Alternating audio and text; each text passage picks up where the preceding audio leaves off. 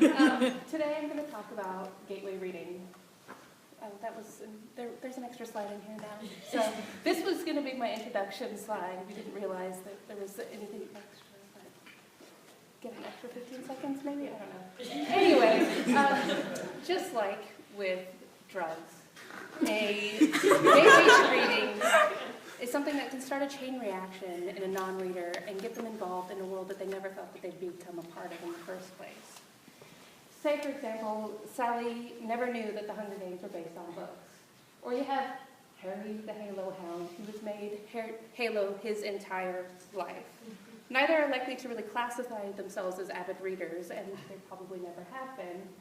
But they're both going to end up in hobbies that kind of push them toward wanting and needing to know more.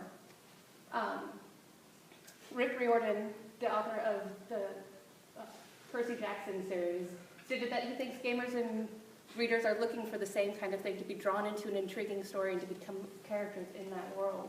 And I think the same applies to TV. We're looking to get lost in this little world, and it can draw us into stories just as well. Hunger Games Sally might start obsessing about the story behind Katniss, and she wants to know what's going to happen to the tribute next. Or might have found that there's details missing, or want to know if President Snow is ever going to get what he really deserves. She'll just go out, buy a book, sit down with a nice glass of wine, drink it, get involved in the story of the characters and the world of Pan Am, and it'll draw her into it. She'll look forward and become anxious to reading the next book. And then after the release of the movies, the Hunger Games trilogy, actually, the print copies increased by 55%. And this profit behind, or this increase of book sales is profit that the publishers are pushing for in their books. Twilight, Lord of the Rings, Harry Potter, Fight Club, the DC comic games, the Marvel comic movies, all of these, and 85% of movies in the US started out as books first.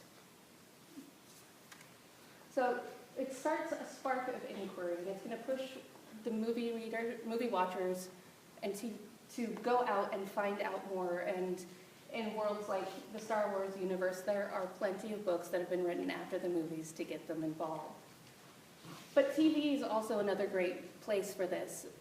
Things like The Game of Thrones was a book series, a huge HBO hit, but it was a book series before it hit the TV.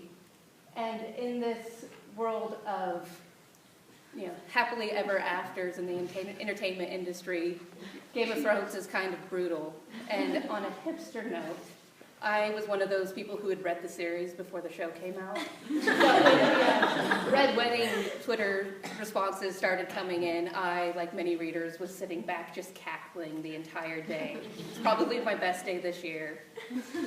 But The Walking Dead is also another one of those series that has really started from a comic book first. It was first aired in 2010, but the comic book started in 2003. And just like with books, the comic book compilations are now selling out massively. And then we've got, Harry the Halo Hound. We can't forget about him.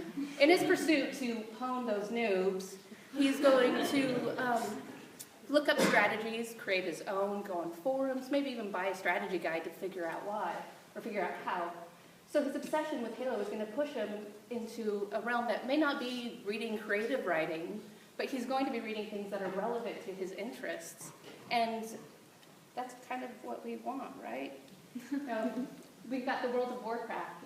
It's a domain where people are left wanting to know more about their stories about this world that they're becoming so involved in. And so what started in 1994 as one game is now a huge game franchise, lots of books and games and everything else.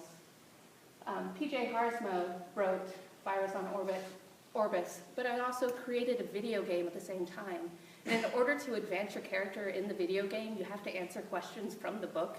So he's forcing his readers to combine the two mediums.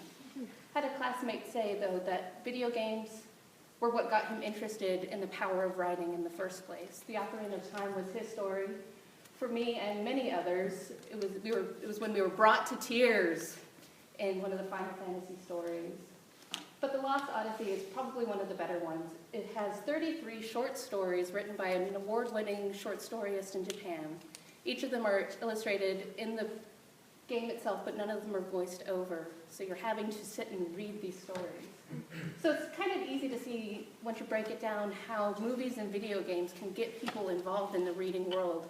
But can it also bring them into the world of creating texts of their own?